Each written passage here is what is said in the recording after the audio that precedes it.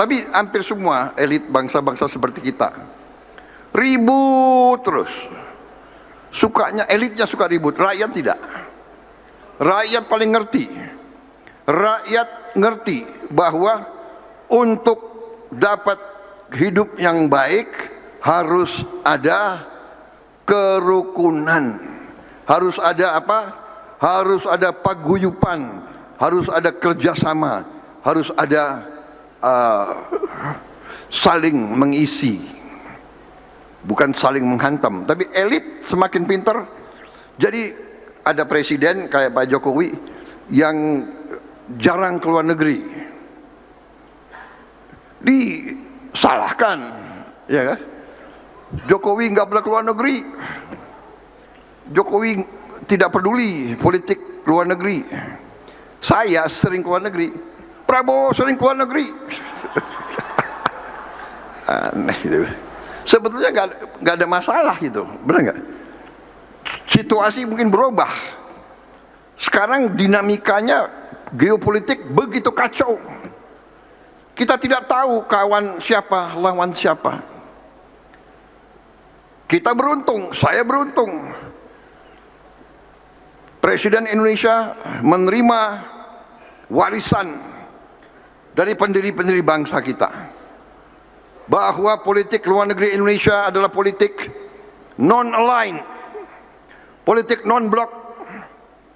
Kita bersahabat sama semua negara, kita bersahabat sama semua kekuatan. Kita tidak mau terlibat dengan fakta-fakta militer siapapun.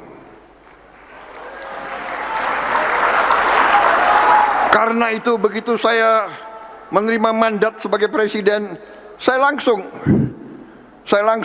gariskan politik luar negeri kita, meneruskan politik non-aligned, politik non-blok, politik bebas aktif. 1000 kawan terlalu sedikit, 1 lawan terlalu banyak. Ini adalah garis yang saya tempuh. Sekarang saya baik sama Presiden Putin, baik saya. Tapi saya baik juga sama Presiden Trump. Di sini saya disalahkan, di situ saya disalahkan. Tapi nggak ada masalah. Saudara-saudara, noise selalu ada. Yang penting kita yakin garis kita di mana.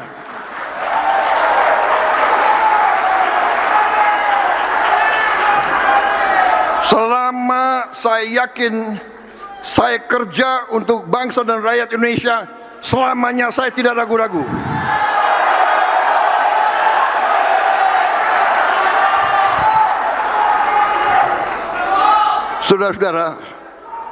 Saudara-saudara, kadang-kadang kita sebagai negara yang disukai oleh banyak negara, Indonesia sekarang disukai, Indonesia dicari, karena Indonesia dikenal tidak mau punya musuh. Nah sekarang saya tanya kepada saudara, ya, karena ada yang sok lebih pintar dari segala-galanya. Sudah. Bayangkan saya sebagai Presiden Indonesia, saya dipilih oleh rakyat untuk menjaga rakyat Indonesia.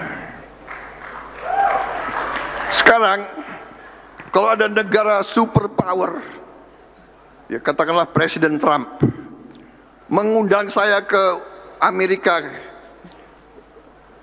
berani saya nggak datang? Hah? Kalau Presiden Amerika Serikat ngundang Presiden Indonesia dan Presiden Indonesia tidak hadir, coba aja. Jadi saudara-saudara, sudah Presiden Amerika undang, Presiden Rusia undang juga. Gue nongol di Washington, gue nggak nongol di Moskow. Nggak bisa, saudara-saudara. Habis itu diundang lagi oleh Presiden Xi Jinping. Ya gue hadir, benar nggak?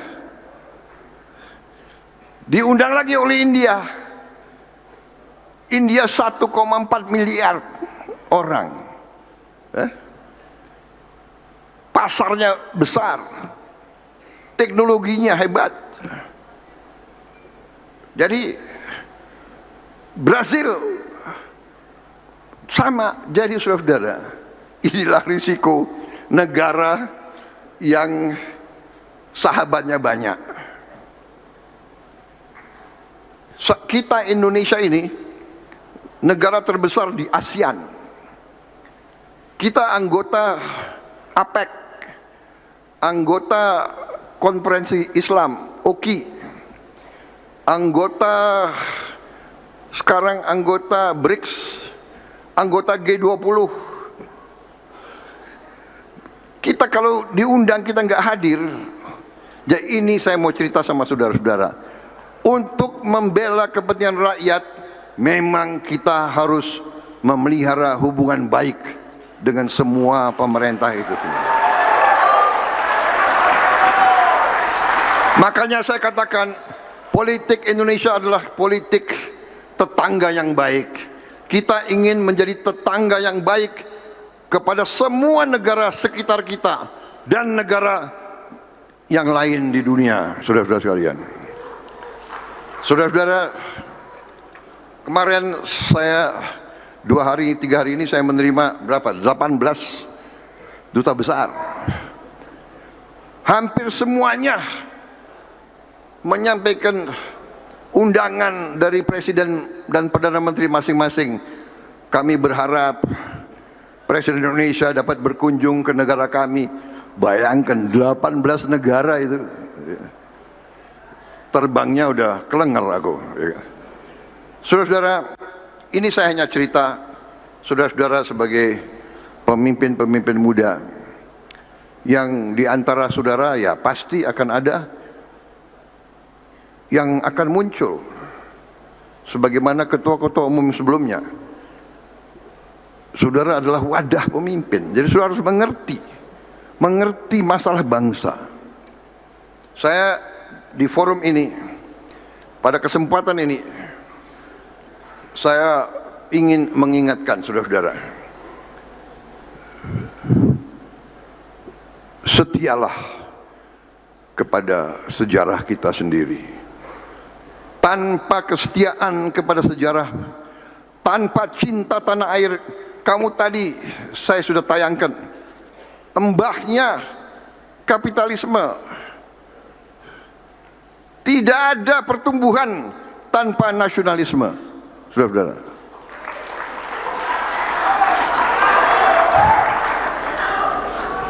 Dan pengusaha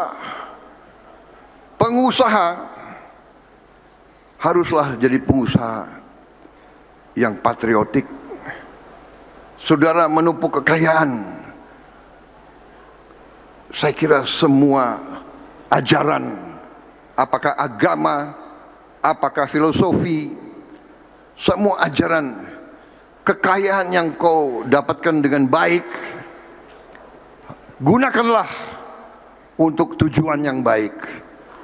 Gunakanlah untuk membantu orang yang belum mampu. Saudara-saudara sekalian, baru Indonesia akan bangkit.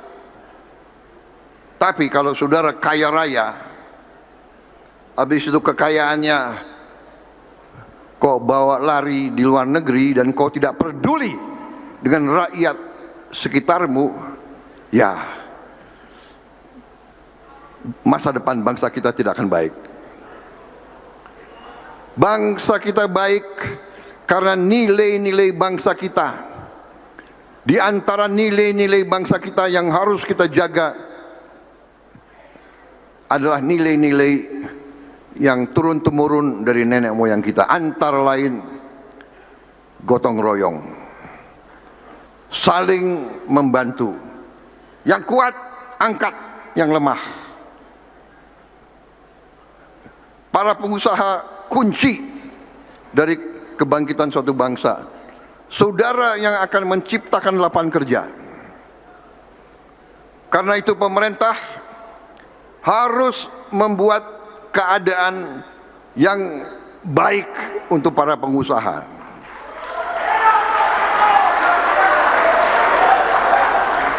keadaan yang baik itu antara lain hukum harus kita tegakkan.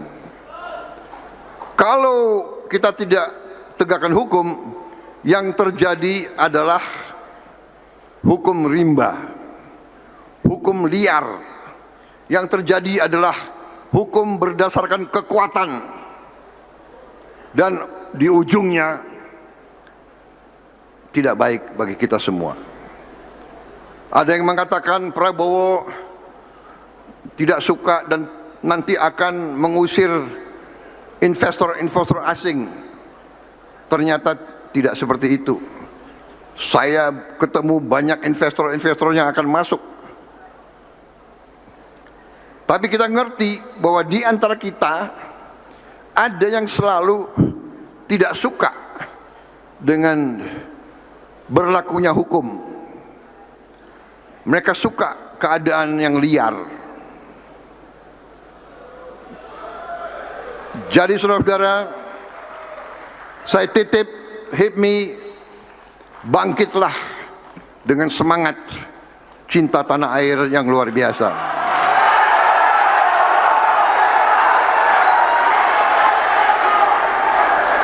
Akan ada kesulitan, pasti ada kesulitan. Sekarang tidak hanya kita yang sulit, hampir seluruh dunia yang sulit.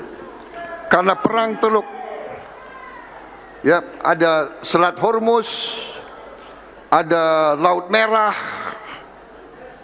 Tapi kita bersyukur kekuatan kita besar. Akan ada tantangan. Kita sekarang sudah swasembada pangan.